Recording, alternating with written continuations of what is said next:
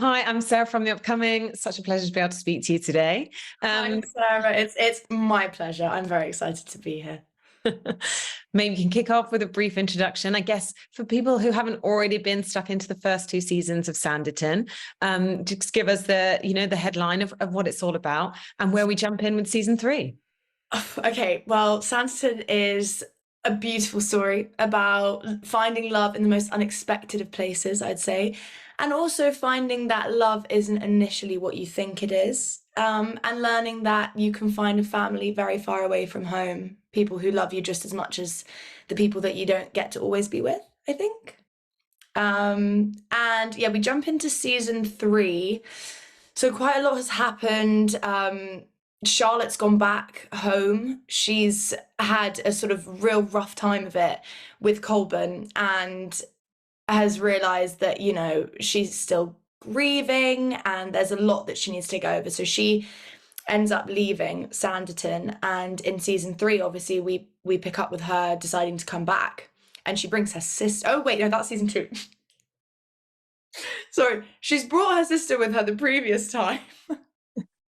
And she comes back in season three, ready to, I think, to work. She wants to be a working woman, and I think she's ready to prove to society that women do not necessarily have to be wives and mothers, that they can aspire to be all sorts of things. I genuinely think that that's the underlying tone of season three throughout, that women have a lot more power in this season, which I really like. And casting your mind back to when you first came on board with the show, I mean, were you always a big Jane Austen fan? I mean, I perhaps shouldn't have been surprised to learn that the creator was the same behind Pride and Prejudice, the BBC version, which I must have watched about 10,000 times. I don't know. No, I mean, I did. I've always studied English, always been a big English literature fanatic. So for me, it was like a little bit of a dream, obviously. Like you not only just because Jane Austen, all her books are quite legendary and also go down in movie history whenever they're recreated into TV and film, they're always very iconic. But also just because, I mean, reading Emma, that was like one of the books that very much gripped me in my teenage years. Yeah, and I think getting to actually be on set and do, obviously it's shortened, the book was never finished, but running with her ideas, it's actually quite an honor. So yeah, I was very excited by that. And do you think also, actually, obviously, perhaps in one sense, you'd really want to know how she would have finished it had she been able to. But is there something quite great actually about the creative freedom afforded by the fact that there was just this kind of Kickstarter of the setting and the characters, and then actually being able to imagine what might happen next, and perhaps infuse it with some more like modern and contemporary themes than might have been there if it had been, the finished novel? Yeah, I mean, it was exactly that. It was so exciting, the idea that you get. So this amazing author has basically handed you all the elements to an incredible film or incredible TV show, and you basically get to unbox them bit by bit and understand the characters and then apply them to sort of how you would want that to end. I'm trying to I mean, I think the most amazing part about it was when you get those elements of a great story and then you put them in with all these creative people who have all these incredible ideas. We were slightly writing it together. And obviously, we had the most amazing writers like Justin, incredible. But he would come to us and he'd say, "Where do you see this going?" And that to me was like, how am I writing a Jane Austen book right now? What's going on? And it was so exciting. We'd actually have proper discussions about it and the nature of the characters and where they would be. Augusta, obviously, she's quite young at the beginning. And then by the end, she's gone through so much and she really is, she's a woman. And so for me, I thought having that character at the time where we were coming up with these new ideas was really exciting because it was, anything could happen. And I think all within the world of Jane Austen, but it was really exciting to for the first time feel like you had a creative say. Yeah, so it was great. And tell us about Augusta. How do you see her You know, how do you see you might be able to relate to her as a character, and also the arc that she's gone on? And you do feel that she's kind of got this quite fierce independence there. And what's hard for women in that time is, you know, they would always have to behave in a way that was within the constraints that were there, but to find their little moments or their little ways of regaining some power and some agency. And I think Augusta is a good example of that. Yeah, I think in season 2 we see a very big change. From season 2 to season 3, there is a clear jump in her character. And I think season 2, she lashes out and she tries to find power in places that there might not necessarily be any. And, you know, that's in rudeness and hostility towards Charlotte and always trying to come out on top. But I think in season 3, the different Augusta that we see is someone who understands that that won't make you happy. She is much closer to her family in season 3. She is, I mean, she's always been close with Leo, but especially close in season 3. That's sort of her safe haven. Her cousin is her safe haven after everything that she goes through, which I won't spoil. And Charlotte as well was a punching bag in season 2, and now she's someone to learn from and to love and to get on with and to befriend. And that is what I like about Augusta. I think a lot of characters, especially in Jane Austen, they become tropes. You know, the horrible one, the one who's always going to be a little bit hated, but she has this real journey and she can admit when she's wrong, which I think is great because her characters are complex. And so to me, that makes sense. And something I love about the show as well is, you know, although of course we're following the main characters, it's also very much an ensemble cast, and there's all these little moments playing out and all these different scenes. So, you know, what was it like being on set and working with all these other actors? Oh, you're going to make me sad just asking that question because I miss it and I think about it all the time. And I'm still in touch with so many people, you know, 2 years on or 1 year, I don't even know how long it's been, but that I see and talk to all the time.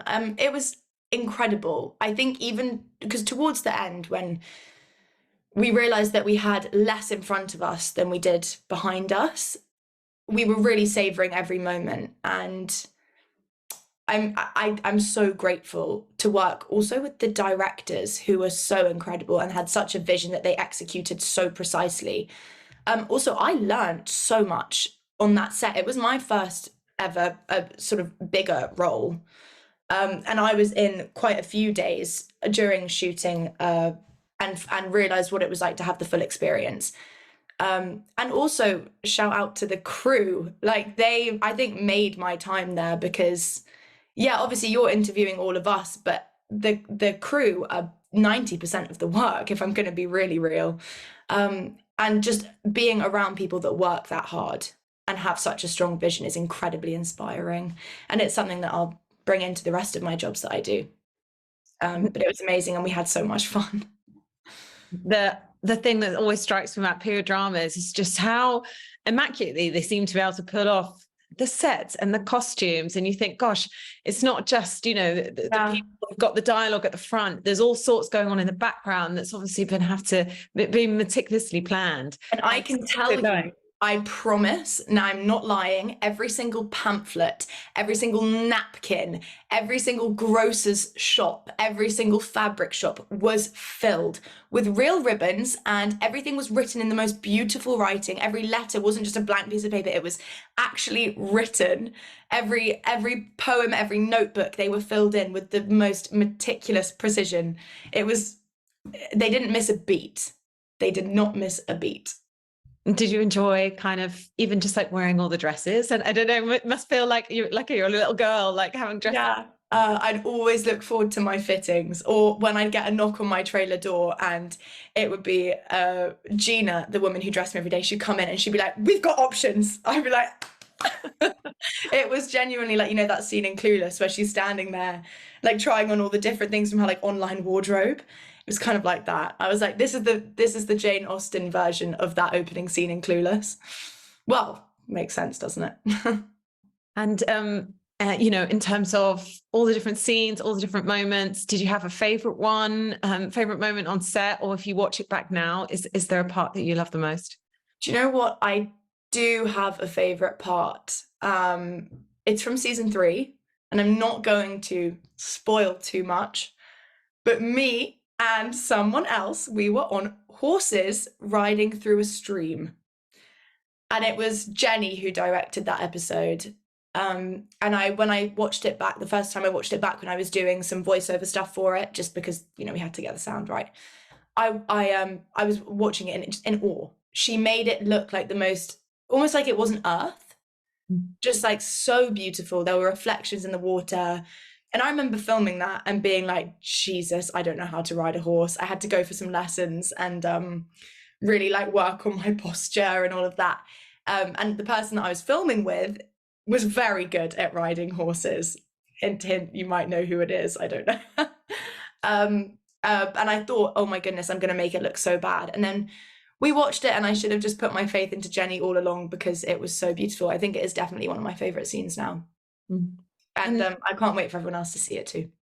In terms of what people can take away, I mean, you put it beautifully at the beginning, you know, just kind of this idea of looking for love, but also kind of, you know, women trying to find their place in society. And it does feel like, you know, period dramas nowadays do manage to inject, you know, a lot of stuff that is still relevant to today. And there's a lot about ethnicity and sexuality. So, you know, it's like you're watching a period drama, but there's actually a lot that's relevant to viewers right now. I think the one thing I can say that Sanditon makes very clear is that humans have always been humans, and it doesn't matter what time period you put them in, we have the same urges and wants and needs and beliefs. And even if society is sort of cramping those and trying to put people into boxes, that the one thing that I think every person shares is the need for that freedom and to say what's on their mind and to love who they want to love. And I think that's why I love Sanditon so much. I can safely say that I'm a very big fan, because I think it shows, it gives people the chance to be their best. And I was also thinking when we were saying at the beginning about Pride and Prejudice. I don't know if you'd seen Barbie, but there's a reference to. I haven't seen Barbie, so don't spoil it. Oh, there's just one reference to rewatching the BBC Pride and Prejudice, and it made me think, like, and as I was watching, you know, all the new episodes and everything, what is it about period drama though that is also very comforting? So even though you might be thinking about some of these broader issues, there's just something amazing about settling into it. I guess maybe it just transports you to another time, and there's something kind of timeless about that. Fairy tale-y almost. Yeah. 100%. I mean, well, we grow up, you know, reading all these books that have these happy endings and all these princesses in their incredible dresses, and then, you know, you watch a period drama and the passionate love and the, you know, riding across fields in the rain for each other. It's something that I think, I mean, especially every girl dreams of. I mean, I know I did. Or maybe it's like the subtlety of it all as well, which is like, it's not just kind of there, you know, it's all, you know, it's looks and it's glances and blushing and you know, like little notes and letters and romantic. Yeah, 100%. I kind of wish life was still like that. They're ruining it for us. They're ruining it for us. And can you quickly tell us what you might be working on next? And, you know, what have been some of the highlights of the other things that you've worked on? I know you've been in so many different shows and parts of different films and things like that. Well, I just finished, I was very shortly on quite an exciting project that I can't actually say that much about, other than the fact that it uses deep fake. Yeah, so that's going to be interesting, and I'd love to see how people respond to it. But it will be out, I think, I'm going to say 2025. It's got a lot of editing still, you know, yet to come. But then I took a very big break after Sanditon just to sort of enjoy finally having time, and not having to go to school and not having to do exams and not having to be on set. So I traveled, actually. I went to Southeast Asia for 4 months, and I had an amazing time. And now I'm ready to get back, although I am fully aware of actors and writers strikes, and I am standing with everyone on that. So it's a waiting game, but hopefully we'll all be back in work soon. And do you have any kind of bucket list, genres you'd love to try, directors you'd like to work with? Is there anything on your list you'd love to do? Well, I think any actor can say their dream person to work with is like Tim Burton. I mean, off the bat, straight away, incredible. And also Greta Gerwig now, I'm sure is like a top name for everyone. But I've been a fan of her since Lady Bird days. So for me, that's always been on the list, not just since Barbie. And genre-wise, I've done a little bit of horror, but as a watcher, I love watching anything that's psychologically thrilling. So I would quite like to try doing that, which is so different to Sanditon, I'm completely aware. But it's something I've never really done very much of, but would love to try. So weird but fun fact. I don't know. Oh, well, thank you so much for sharing all that with me. And I can't wait for everyone else to get stuck into Sanditon season 3. I can't wait to get stuck into Sanditon. Yeah, thank you so much. This was lovely.